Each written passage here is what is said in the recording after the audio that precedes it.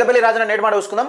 మేము మేధావులమని విర్రవీగే కొంతమంది ఏ ఎండకు ఆ గొడుగు పట్టడం అలవాటు చేసుకుంటున్నారు. కులాలను అడ్డం పెట్టుకుని మన జాతుల ప్రయోజనాలను తాకట్టు పెట్టి అగ్రవర్ణ నాయకుల దగ్గర మోకరిల్లుతున్నారు. మతం పేరుతో కులం పేరుతో పెద్ద మనుషులుగా చలమని అవుతూ డబ్బు సంపాదన కోసమే ఆయా వర్గాలను మోసం చేస్తూ సిగ్గు లేకుండా సమాజంలో తలదాచుకుంటున్నారు. రాజకీయ పరిణామాలు ఆధిపత్య కులాలు చుట్టూ తిరుగుతుంటే ఎన్నో ఏళ్ల నుండి అగ్రవర్ణ పాలకులు వంత పాడుతూ వాళ్ళు వేసే ఎంగిరి మెతుకులకు ఆశపడి తన జాతి కుతికెలపై తంతున్నారు. నిరుద్యోగం, పేదరికం, ఉపాధి అవకాశాలు లేక ఎందరో బడుగు బలహీన వర్గాల యువకులు బతుకు తెరువు కోసం దుబాయ్ లాంటి దేశాలకు వలస వెళ్తుంటే అధికారంలో ఉన్న ప్రభుత్వాలను ప్రశ్నించడం మానేసి పెద్ద కులపుల నాయకుల సంఖ్యలు నాకుతూ బానిసలుగా బతుకుతున్నారు అంటూ పెద్దపల్లి రాజన్న తువాలను చెప్పు పెట్టి సన్నగా జరిచిండు, మంచిగా జరిచిండు. ఎందుకంటే నీ జాతుల బిడ్డలు నీ జాతులకు సంబంధించిన బిడ్డలు దుబాయ్ వలసలు వెళుతుంటే నీ ప్రభుత్వాన్ని ప్రశ్నించకుండా, అక్రమాలకు పాల్పడుతున్న నాయకులను ప్రశ్నించకుండా నువ్వు నాయకుల సంఖ్యలు నాకుతూ అగ్రకులాల సంఖ్యను చేరి అలా సంఖ్యలు నాకుతూ వీళ్ళ భవిష్యత్తు మీద కొడుతున్నామని పెద్దపల్లి రాజన్న మంచిగా రాసిండు. నేటి మాట ఒకటి.